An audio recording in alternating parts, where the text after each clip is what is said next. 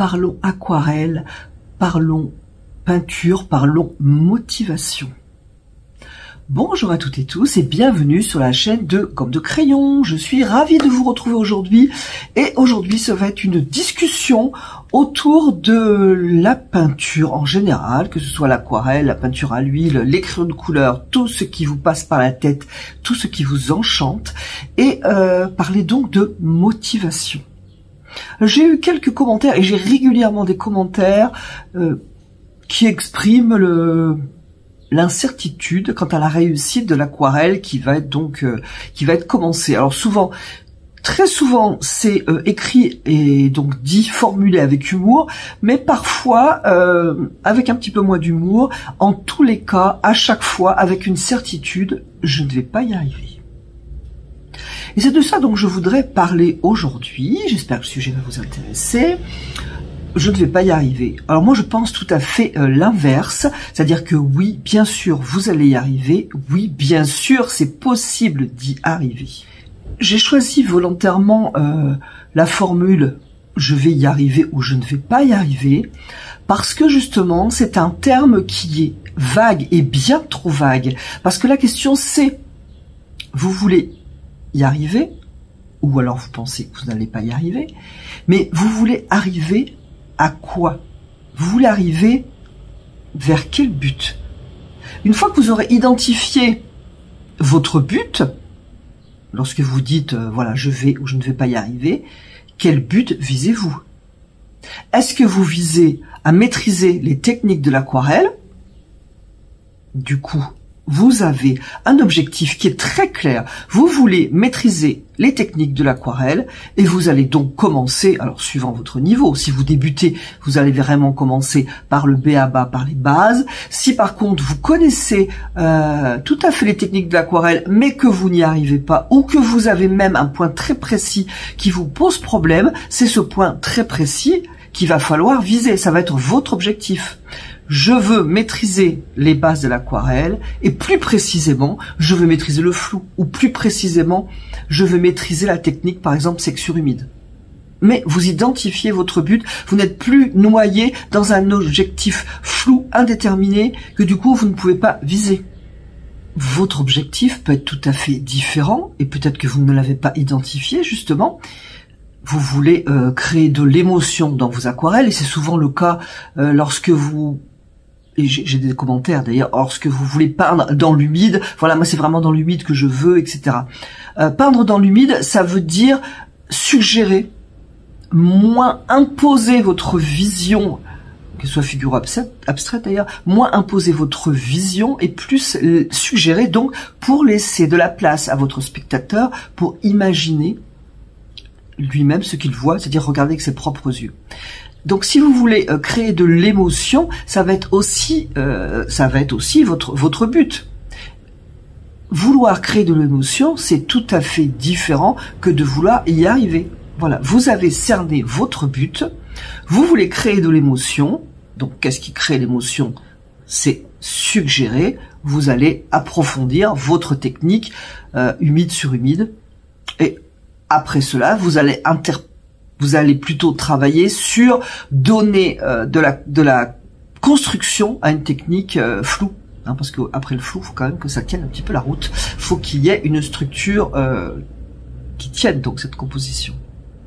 Et encore une fois, il faut donc trouver votre visée. Vers quoi vous allez? Vous voulez par exemple être une artiste, pourquoi pas? Mais alors, du coup, de votre côté, qu'est-ce que cela veut dire pour vous d'être un ou une artiste? Et ça me semble important de le définir aussi. Est-ce que pour vous, être un ou une artiste, c'est dessiner à la perfection? C'est une visée comme une autre. C'est pas pour ça que dessiner à la perfection va amener de l'émotion, d'ailleurs, dans votre dessin, mais ce sera peut-être une étape supplémentaire, une autre étape. Est-ce que vous voulez simplement dessiner, bien dessiner, avoir un trait souple? C'est aussi un but. Et encore une fois, trouver votre but, savoir vers où vous allez, va vous permettre de progresser. Parce que sans but, à mon avis, c'est difficile de progresser. Sans but, on va peindre, voire tous les jours, peut-être refaire la même chose, donc ne pas être satisfait de ce que l'on a peint, de la manière dont on n'était pas satisfait hier et la semaine dernière, etc. Donc trouver un but va grandement vous aider. Alors j'ai eu dernièrement par exemple une personne qui me disait, moi là, le problème, voilà, c'est que je n'arrive pas à mettre des couleurs foncées. C'est souvent le cas d'ailleurs pour les aquarellistes, bien plus que les autres médiums, je trouve. Voilà, parce que l'aquarelle, on pense souvent, à tort, que ça doit rester très très clair, très pâle, voire fade en fait. Il y a une différence entre la douceur de vos couleurs et de la fadeur. Quoi qu'il en soit, il faut un contraste. Donc il faut savoir poser des couleurs foncées. Une fois que vous savez poser vos couleurs foncées, je vais vous en dire un petit peu plus après, une fois que vous saurez poser vos couleurs foncées, vous pourrez déterminer quelle est votre préférence en matière de contraste. Peut-être que vous êtes une personne assez discrète, par exemple, et que c'est difficile pour vous d'imposer une couleur très très forte, très contrastante. À l'inverse, vous êtes une personne un petit peu plus... je dirais qui s'impose un petit peu plus, je dis ça pas du tout d'une manière négative, et pour vous ce sera certainement plus facile de poser des contrastes entre vos valeurs claires, vos valeurs foncées, d'imposer un peu plus dans votre aquarelle. Encore une fois, il faut avoir déterminé que j'ai des difficultés à poser mes couleurs foncées. À ce moment-là, vous travaillez sur vos couleurs foncées. Je pense donc que pour les personnes qui ont du mal à poser des couleurs foncées, ne travaillez pas sur une aquarelle que vous êtes en train de peindre. Faites par exemple une ébauche très rapide, je sais pas, encore une fois un pot, pourquoi pas. Mais ça peut être juste une ébauche de paysage super simple que vous allez peindre en 3 minutes chrono. Ça tient pas la route, à la limite on s'en fiche. Donc sans prise de risque. Et là, allez-y avec vos couleurs foncées. Entraînez-vous, posez des couleurs très très foncées. Prenez des risques parce que en fait les personnes qui n'osent pas poser des couleurs foncées, souvent c'est parce que vous n'osez pas prendre un risque. C'est pour ça que c'est intéressant de peindre une aquarelle sans ambition, quel que soit le thème, paysage, peau, tout ce que vous voulez, et allez-y dans vos couleurs foncées. Vous verrez bien, allez-y, vous n'avez aucun risque. Alors, qui dit couleur foncée, vous le voyez bien dans votre palette, toutes les couleurs qui dans votre palette où vous ouvrez les tubes, sont pâles. Vous ne pourrez pas, avec des couleurs pâles, faire des couleurs foncées. Choisissez donc vos couleurs foncées qui apparaissent sur vos godets ou dans vos tubes foncés. Bon, de préférence, je pense, partez avec des couleurs transparentes. Mais foncez, un violet Windsor par exemple, un vert de Windsor, un bleu outre-mer, voilà, couleurs foncées. Et puis alors, allez-y, en fait. Et même, je dirais, à la limite, si vous n'arrivez pas à poser des couleurs foncées, n'hésitez pas à y mettre du noir. Alors, je sais que beaucoup, voilà, ça court, la rumeur, le noir est interdit. Le noir, c'est super, en fait, que ce soit en aquarelle, en acrylique, etc. Je dirais, pour résumer, voilà, le noir, ne vous en servez pas pour foncer vos couleurs. Après, lâchez-vous sur le noir. Le noir avec un peu de bleu outre-mer, c'est magnifique. Le noir dans un brun vandique, terre de sienne brûlée, c'est super beau. Essayez, n'hésitez pas. Et vous allez ainsi maîtriser vos foncés. Voilà, lâchez-vous avec les foncés, avec des aquarelles sans importance, et vous allez voir, vous allez passer le cap. Pour en revenir sur mon idée de départ, si vous passez le cap sur vos contrastes forts que vous maîtrisez mal, plus exactement, si vous pointez du doigt votre problème et que vous travaillez sur ce problème, il est réglé, on passe à autre chose. Mais vous avez visé quelque chose. Vous avez visé un but artistique, un but dans votre apprentissage. Et encore une fois, donc, voilà, je vais pas y arriver ou je vais y arriver. Encore une fois, c'est vague. Mais aussi, ce qui pose problème, alors je le vois dans mes cours, mais je le vois aussi dans les commentaires, et puis donc je le vois, bref, je le vois de partout. C'est vous apprenez l'aquarelle et vous choisissez une référence, par exemple, parce que voilà, l'aquarelle de Monsieur Dupont vous semble facile à interpréter, vous vous lancez. La fois d'après, l'aquarelle de Madame Duchemin vous paraît sympa, elle a de belles couleurs, vous vous lancez. Mais entre la première aquarelle de Monsieur Dupont et la deuxième aquarelle de Madame Duchemin, il n'y a pas de cohérence en fait.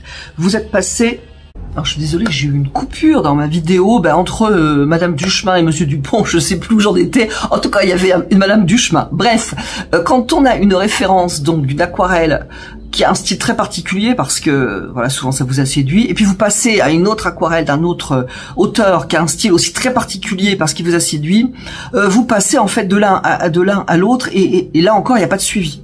Donc faut faire aussi attention à votre référence, et d'autant plus faire attention à votre référence, et là c'est aussi quelque chose que j'ai vu,